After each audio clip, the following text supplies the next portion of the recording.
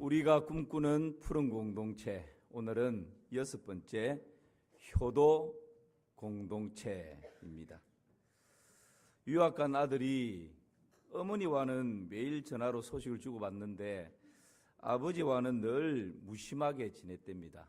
어느 날 곰곰이 생각해 보니까 내가 이렇게 좋은 나라에 유학 와서 공부할 수 있는 것이 아버지가 새벽같이 나가서 밤늦게 퇴근하면서 땀 흘리고 수고하면서 그렇게 아버지는 입고 싶은 거 또 먹고 싶은 거 절제해 가면서 꼬박꼬박 그 날짜에 돈을 보내줘서 이렇게 내가 유학 생활을 하고 있는데 그동안 아버지한테 너무 무심하게 대했던 것 같았습니다. 그래서 대호각성하고 회개하고 아버지에게 전화를 해서 좀 위로와 감사의 말씀을 전해야 되겠다, 그런 생각을 하고 전화를 드렸습니다. 그랬더니 마침 아버지가 받는 거예요. 근데 아버지가 전화를 받자마자 엄마 바꿔줄게 그러면서 그냥 건네버립니다. 그래 아들이 아니 아버지 그게 아니고요, 오늘은 아버지께 좀 감사를 표하고 싶어서 그렇게 아버지하고 좀 이야기를 나누고 싶어서 전화를 드렸다고. 그랬더니 야, 너 돈 떨어졌냐? 그러더랍니다. 이 아들이 당황해서 아버지 그게 아니라니까는요.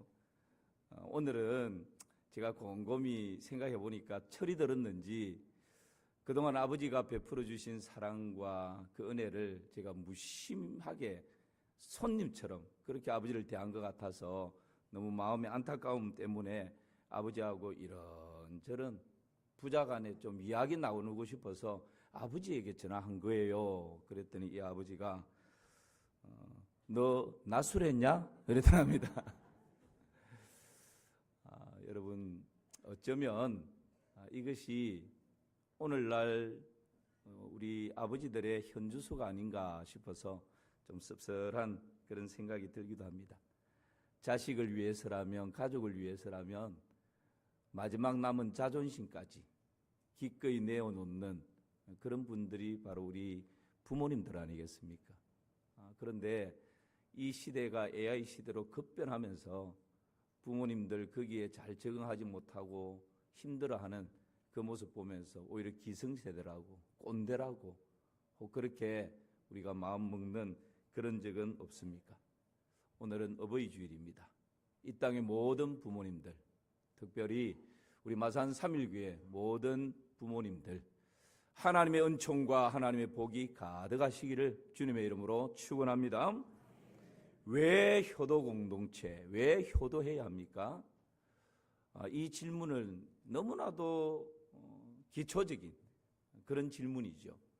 왜 효도해야 합니까? 여기에 대해서 성경이 뭐라고 답을 주고 있는지 오늘 이 본문을 통해서 3가지 성경의 답을 함께 찾아보려고 합니다. 여러분 왜 효도해야 합니까? 첫 번째는 순리이기 때문에 그렇습니다. 뭐 때문에 그렇다고요? 순리이기 때문에. 오늘 1절 말씀을 같이 한번 보십시다. 시작. 자녀들아 주 안에서 너희 부모에게 순종하라. 이것이 옳으니라. 자녀들아 주 안에서 너희 부모에게 뭐하라고요? 순종하라. 이 순종하라 이 말을 그냥 직설적으로 딱 표현하면 부모님께 효도해라 이 말입니다. 왜 효도해야 된다고요? 이것이 뭐하기 때문에?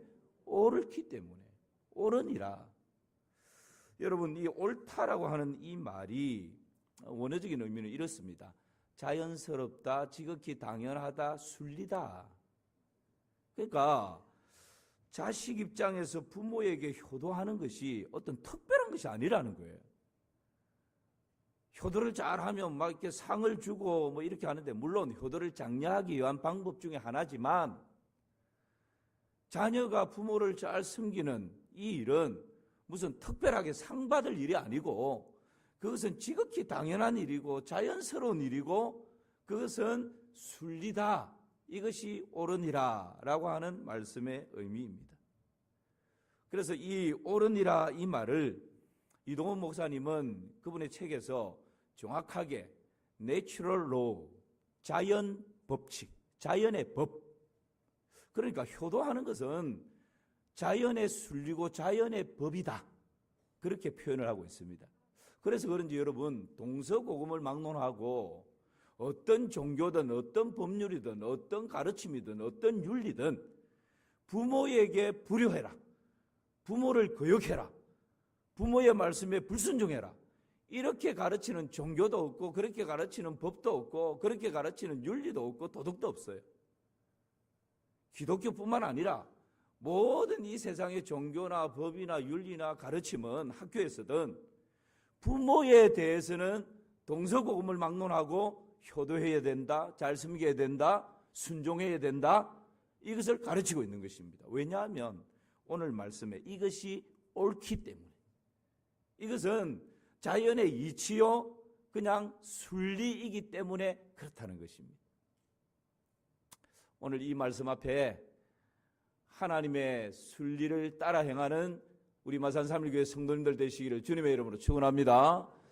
아이고 목사님, 저는 과가 된 지 오래됐습니다. 예, 그런 분들은 존 칼빈은 부모에 대한 개념을 좀 더 확대 해석합니다. 내 육신의 부모님이 없다 할지라도 교회에서는 목사와 장로와 교회의 어르신들, 그분들이 부모와 같다. 밖에서는 스승과 지도자들이 부모와 같다. 나라에서는 국가 통치자들이 부모와 같다. 그러므로 부모에게 하듯 그렇게 하라라고 종교개혁자 존 칼빈이 이 부분에 대해서 그렇게 확대해서 해석을 합니다. 여러분, 그런 분들은, 육신의 부모님이 이미 떠난 분들은 하나님께서 우리에게 또 다른 기회를 주셨습니다. 어떤 기회일까요? 우리 교회의 어르신들을 내 부모를 섬기는 것처럼 섬기면 됩니다. 내 이웃에 연로하신 분들을 내 부모를 생각하면서 그렇게 섬기면 됩니다. 이것이 부모에게 하는 것과 똑같은 것이죠. 자연의 법이다라고 하는 이 말씀, 다시 한번 가만히 생각해 보십시오. 하나님께서 이 우주 만물을 만드시고 자연 법칙을 부여해서 질서가 잘 유지되도록 해놓으셨어요. 그런데 여러분, 자연 법칙이 어겨지면 어떤 일들이 일어날까요? 큰 재난이 닥쳐옵니다. 지구가 하루에 한 바퀴씩 이렇게 돕니다. 이걸 뭐라 그러죠? 자전이라 그러죠. 아주 여러분 과학을 잘 공부했습니다. 그러면 태양을 중심으로 지구가 1년에 한 바퀴 이렇게 서서히 돌아요. 이걸 뭐라 그러죠? 공전이라 그럽니다. 지구는 하루에 한 바퀴를 돌기 때문에 오늘도 우리가 태양이 떠오르는 것을 보고 이런 좋은 봄날 낮을 맞이하게 되죠. 또 나중에는 어둠이 내려오게 될 것입니다. 이 지구의 자전 때문에 그렇죠.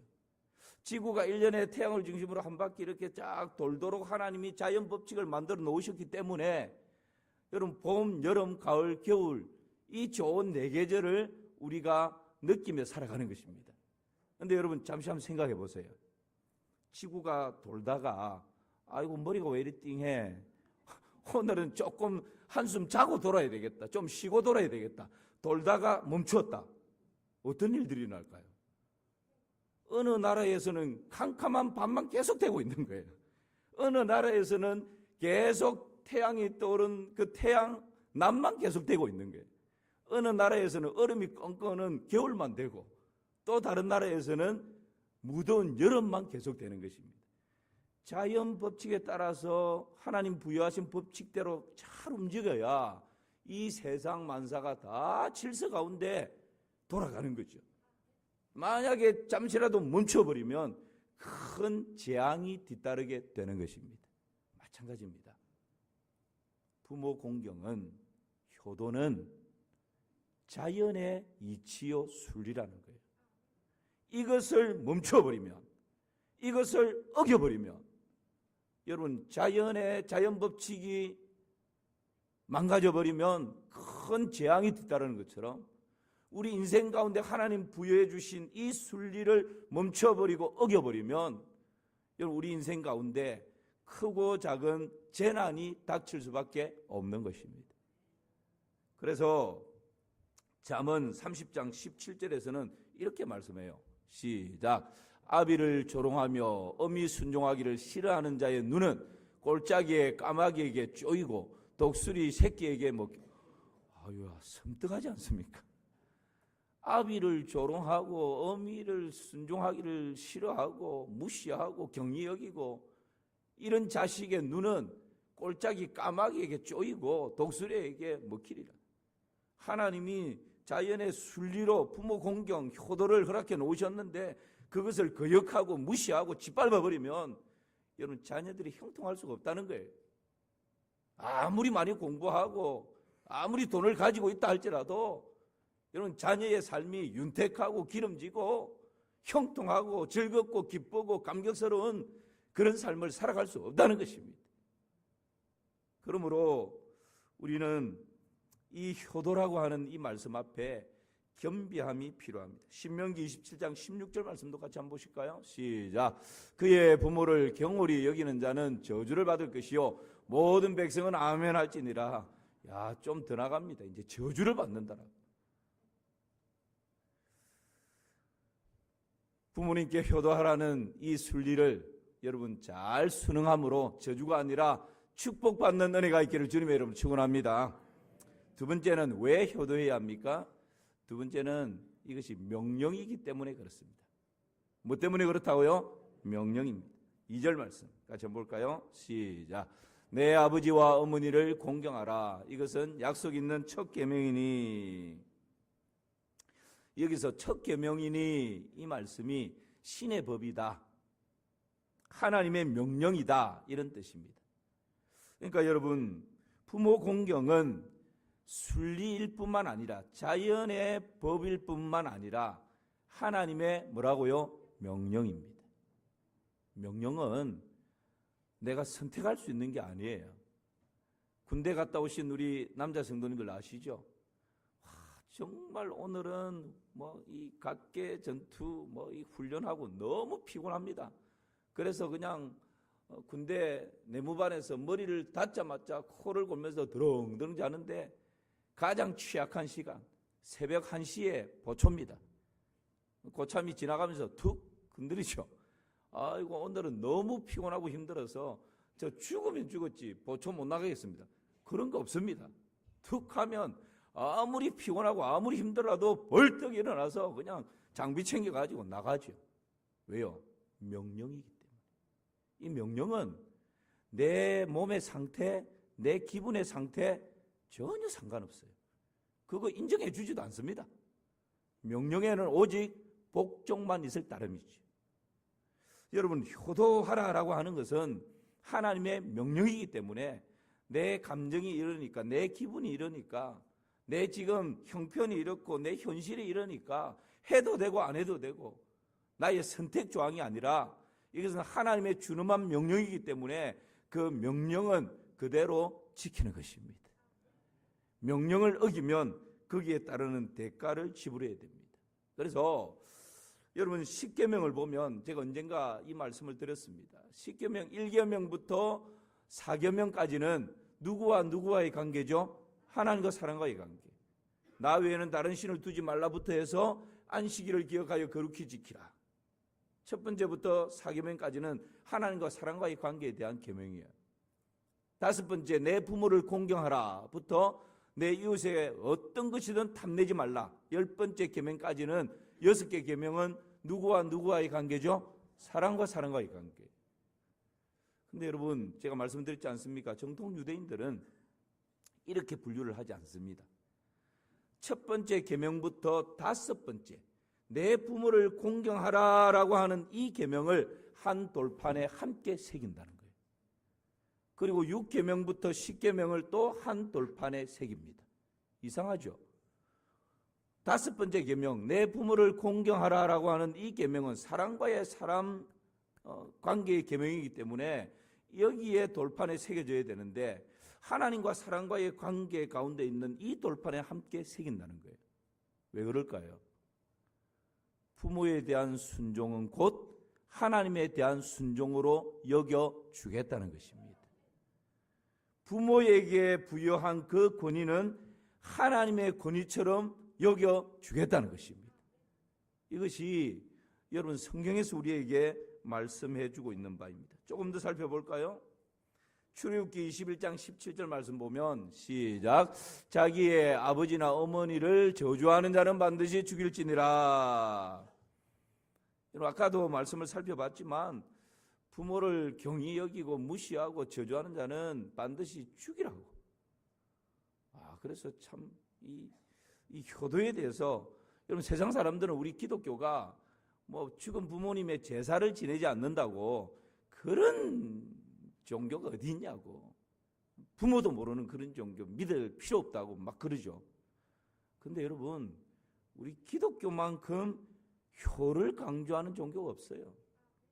불교나 다른 세상 종교에서는 윤리, 도덕적인 수준으로 부모 공경, 부모 순종을 말합니다. 효도를 말합니다. 그런데 기독교에서는 구약에 보면 부모를 경히 여기고 부모를 업신여기고 무시하고 거역하면 그 사람은 저주를 받을 것이고 그 사람은 죽여버리라고.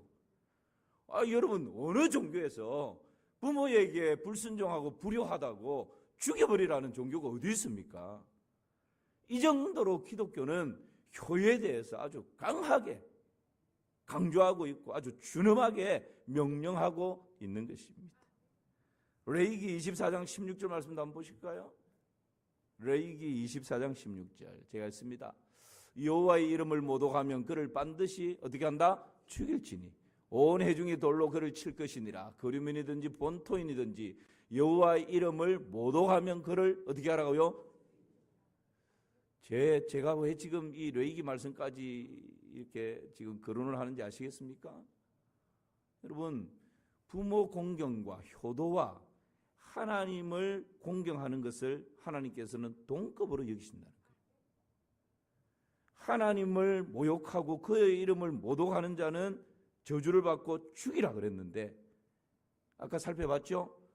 부모를 거역하고 부모를 경히 여기고 부모의 이름을 짓밟아버리는 그 자식도 죽여버리라.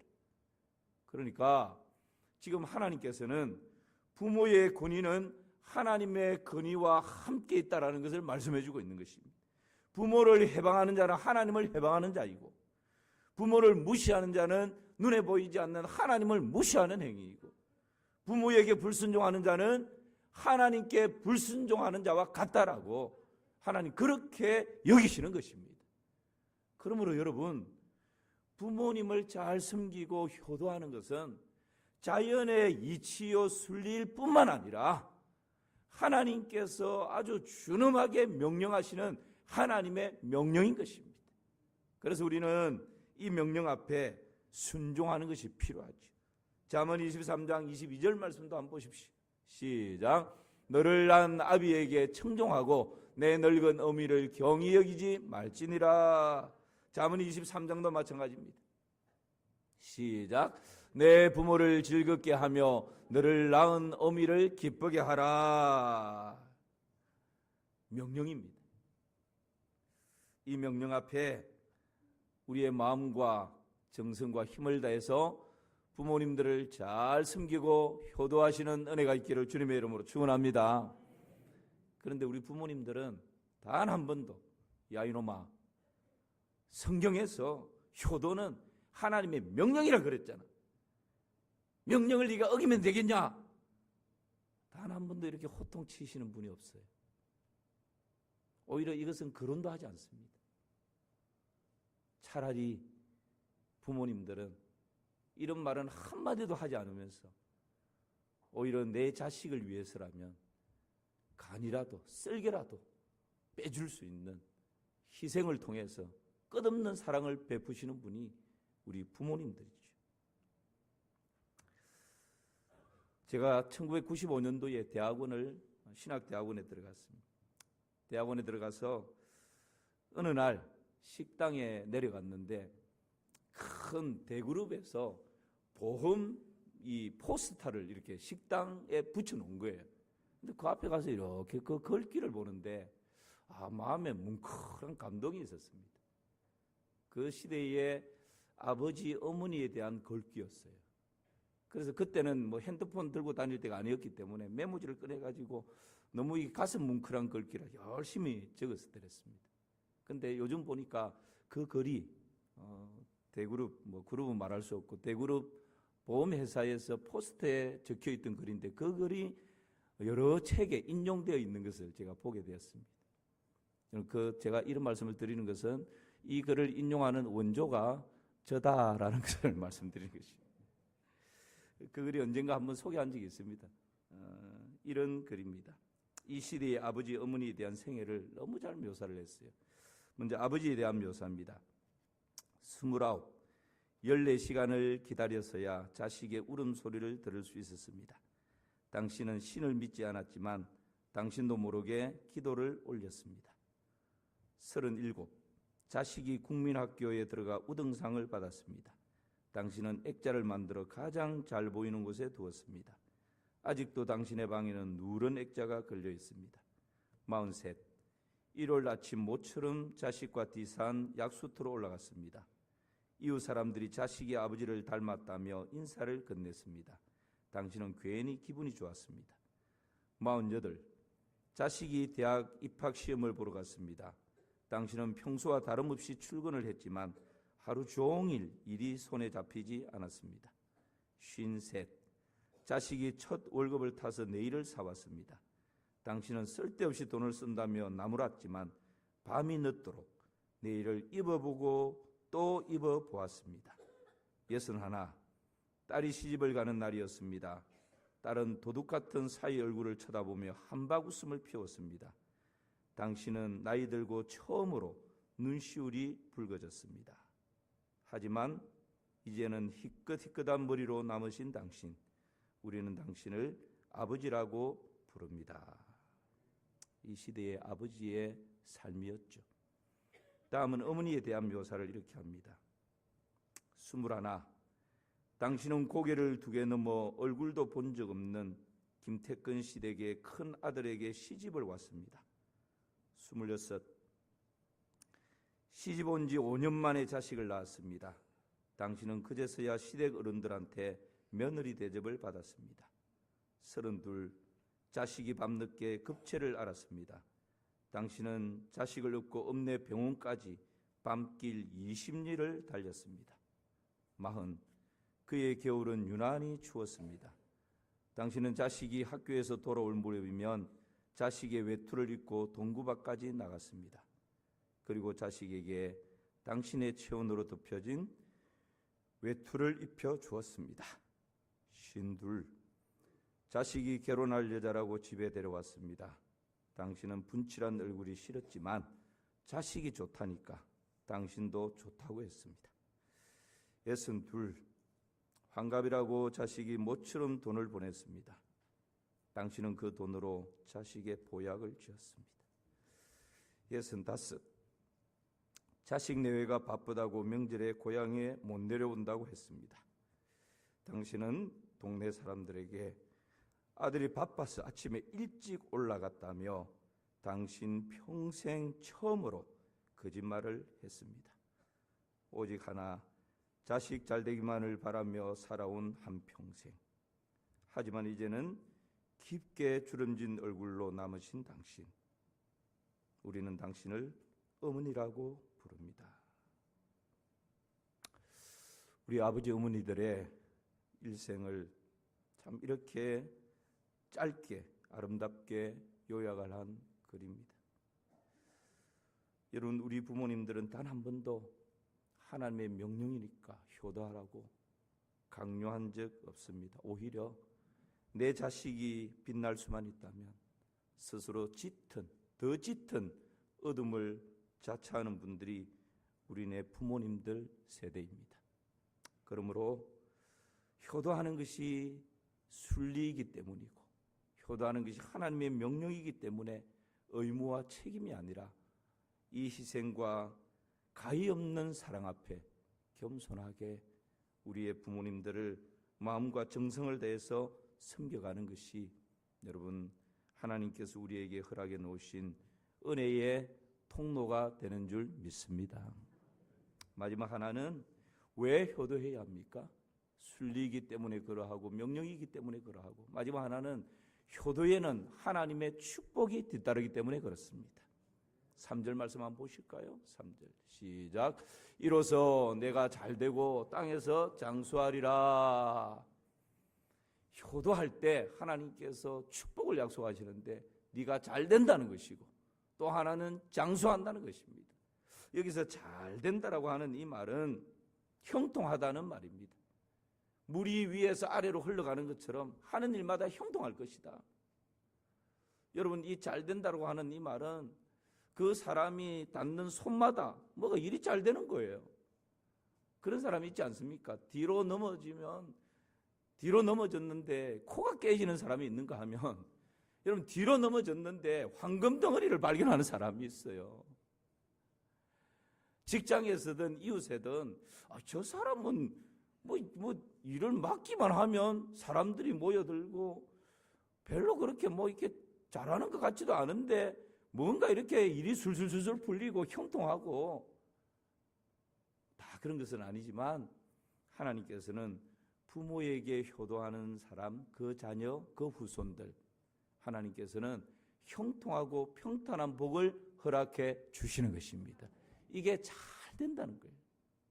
그래서 저는 이 설교를 할 때마다 미안한 말씀이지만 여러분에게 권고합니다. 혹 정말 내가 새벽에 일어나고 밤늦게 들어오고 누구보다도 땀 흘리고 수고하고 애쓰고 노력하는데 자꾸 뭔가 일이 꼬입니까? 잘 안 됩니까? 자꾸 힘이 듭니까? 건강은 더 나빠집니까? 여러분, 왜 그럴까? 많은 이유들이 있겠지만 부모님과의 관계 가운데 얽혀있는 부분들은 혹 없는지, 이미 가고 안 계시다 할지라도 그 부모님 살아생전 얽힌 가운데 부모님을 떠나보낸 그런 분들 없는지, 이미 가고 없다 할지라도 하나님 앞에서 풀면 풀어지는 것입니다. 아까 말씀드린 것처럼 이미 가고 안 계시다 할지라도 우리 교회의 어르신들, 내 이웃의 어르신들을 나를 낳아주신 부모인 것처럼 그렇게 섬기면 하나님께서는 내 부모에게 한 것으로 여겨주시는 것입니다. 그러므로 이 은혜와 복은 누구에게나 다 열려있는 것입니다. 이게 은혜죠.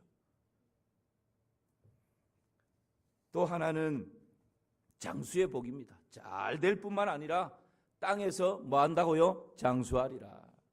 이 장수의 복은 오래 산다라는 의미도 있지만 그것보다 원어적인 더 큰 의미는 흥왕케 된다라는 말입니다.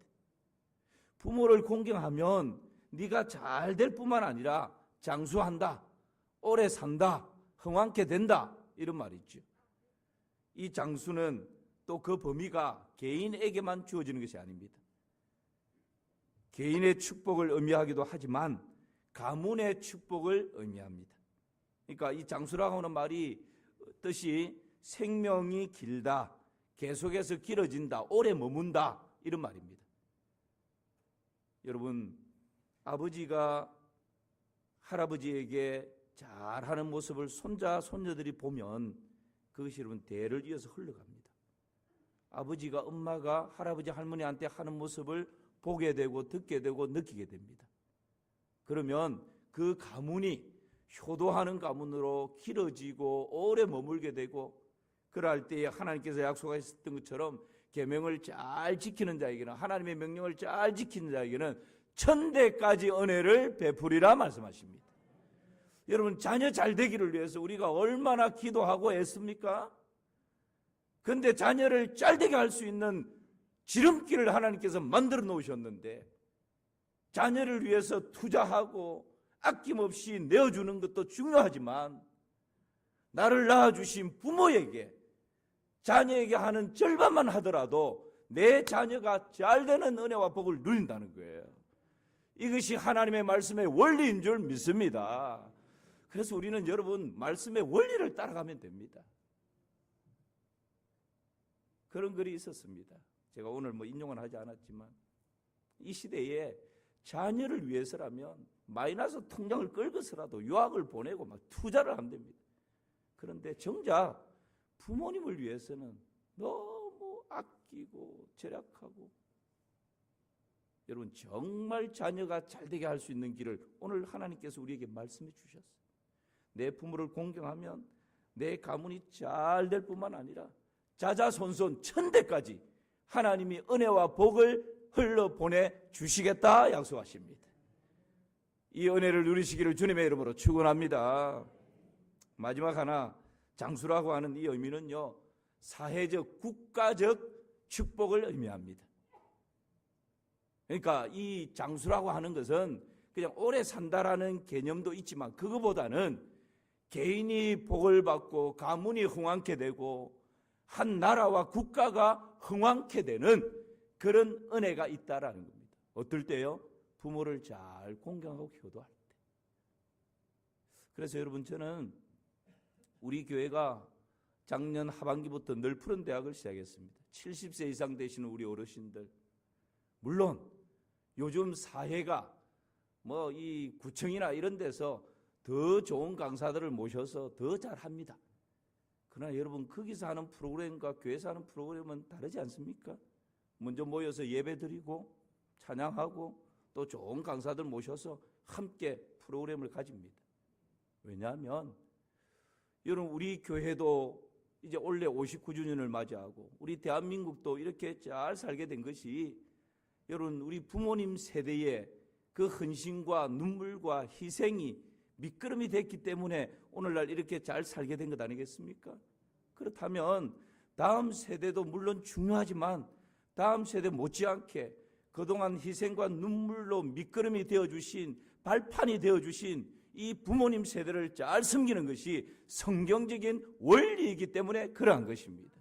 가정에서도 그러해야 하고 교회에서도 그러해야 하고, 저는 우리 대한민국도 어르신들에게 복지 정책을 잘해야 대한민국이 선진국 대열 가운데서 밀리지 않는다고 믿고 있습니다. 왜냐하면 이것이 하나님의 말씀의 원리이기 때문에 그런 것입니다. 오늘 말씀 마무리합니다. 왜 효도해야 합니까? 세 가지. 첫 번째는 뭐 때문에요? 순리이기 때문에. 두 번째는 뭐 때문이라고요? 명령이기 때문에. 세 번째는 뭐 때문에요? 축복이 약속되어 있기 때문에. 이 말씀을 마음에 새기고 새로운 한 주간 내 곁에 있는 어르신들을 잘 섬기며 살아가시기를 주님의 이름으로 축원합니다. 하나님 아버지, 새로운 한 주간 그런 멋진 삶을 살아낼 수 있도록 믿음 위에 믿음을 더하여 주시옵소서. 예수님의 이름으로 기도하옵나이다. 아멘.